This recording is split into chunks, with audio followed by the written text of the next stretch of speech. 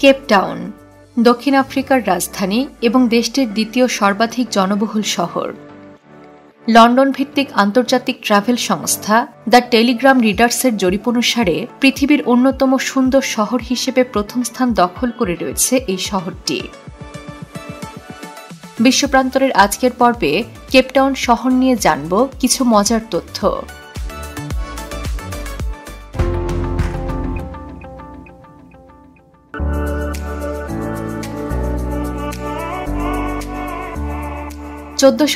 সালে Portuguese পরিব্রাজক বার্থোলোমিও Diaz Atlantic মহাসাগর অতিক্রম করার সময় প্রথম কেপটাউন অঞ্চলের সন্ধান পান।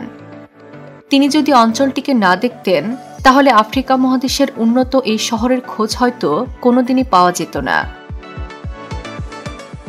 প্রথমে কেপটাউনের নাম রাখা হয় কেপ অফ স্টর্মস। পরবর্তীতে পর্তুগিজ রাজা দ্বিতীয় জন অঞ্চলটির অবস্থানগত গুরুত্ব উপলব্ধি করে নাম পরিবর্তন করে রাখেন কেপ অফ গুড হোপ। এই শহরের মোট জনসংখ্যার বয়স 25 বছরের কম এবং গড় বয়স মাত্র 29 বছর। তাই এই শহরকে ইউরোপের সবচেয়ে কনিষ্ঠ মানুষের শহর বলা হয়ে থাকে। আরও জেনে অবাক হবেন, কেপটাউনের সরকারি ভাষা 11টি। তবে এখানকার অধিবাসীদের কাপসে আফ্রিকান্স নামক নিজস্ব উপভাষা রয়েছে। অধিবাসীদের কাপসে আফ্রিকান্স উপভাষাটি আফ্রিকান, ইংরেজি এবং মালয় ভাষার মিশ্রণে গড়ে উঠেছে। ব্রিটিশ শাসনের অবসানের পর দক্ষিণ আফ্রিকায় বর্ণবিদ্বেষ যুগ শুরু হয়। এই যুগ কেপটাউনের সামাজিক ও সাংস্কৃতিক প্রেক্ষাপটে গভীর প্রভাব ফেলে। 1960-এর দশকে ডিস্ট্রিক্ট 6 নামক এলাকায় 60,000-এরও বেশি বাসিন্দাকে জোরপূর্বক উচ্ছেদ করা হয়। একই সময়ে নেলসন ম্যান্ডেলা সহ অন্যান্য বর্ণবিদ্বেষ বিরোধী নেতাদের রোবেন দ্বীপে বন্দী করে রাখা হয়েছিল। নেলসন ম্যান্ডেলা তার 27 বছরের কারাবাসের 18 বছর কাটিয়েছিলেন কেপটাউনের রোবেন দ্বীপে। 1990 সালের 11 ফেব্রুয়ারি মুক্তি পাওয়ার পর তিনি কেপটাউনের সিটি হলের ব্যালকনি থেকে তার প্রথম ঐতিহাসিক বক্তৃতা দেন। এই ঐতিহাসিক বক্তৃতা দক্ষিণ আফ্রিকায় বর্ণবৈষম্যের অবসান এবং গণতন্ত্রের সূচনা করতে বিশেষ ভূমিকা রেখেছিল। রোবেন দ্বীপ নিয়ে আরও একটি মজার তথ্য হল, রোবেনের বন্দীদের মধ্যে অনেকেই এখন এই দ্বীপে গাইড হিসেবে কাজ করেন। তারা নিজেদের বন্দী জীবনের নির্মম সেই অভিজ্ঞতার কথা শোনান, যা রোবেন আইল্যান্ড ভ্রমণকে আরও বাস্তব ও আবেগপূর্ণ করে তোলে। জেনে অবাক হবেন, কেপটাউনে প্রচুর পরিমাণে ওয়াইনের উৎপাদন এবং ব্যবহার হয়, আর তাই শহরটি দক্ষিণ আফ্রিকার ওয়াইনের রাজধানী হিসেবে পরিচিত হয়েছে।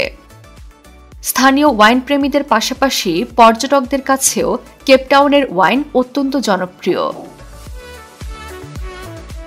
স্রষ্টা যেন দুহাত ভরে কেপটাউনকে সৌন্দর্য দান করেছেন। এমনই এক প্রাকৃতিক সৌন্দর্যের নিদর্শন হচ্ছে টেবিল মাউন্টেন।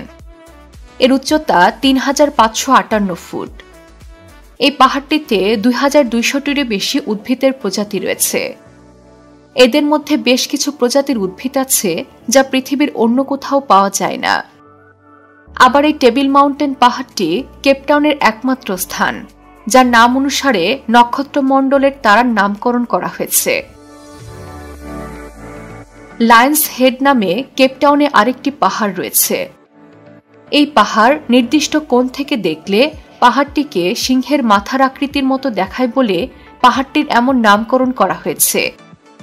সূর্যোদয় এবং সূর্যাস্ত দেখার জন্য পর্যটকদের প্রথম পছন্দ এই স্থান। 1967 সালে কেপটাউন শহরে বিশ্বের প্রথম হার্ট ট্রান্সপ্লান্টেশন হয়েছিল এবং এটি সম্পূর্ণ করেন ক্রিশ্চিয়ান বার্নার্ড। কেপটাউন ছিল পৃথিবীর প্রথম শহর যা পানির সংকটের কারণে পানিহীন শহর হিসেবে পরিচিতি পেয়েছিল। দক্ষিণ আফ্রিকার কেপটাউন শহরে সংরক্ষিত রয়েছে পবিত্র কোরআনের একটি পুরনো কপি।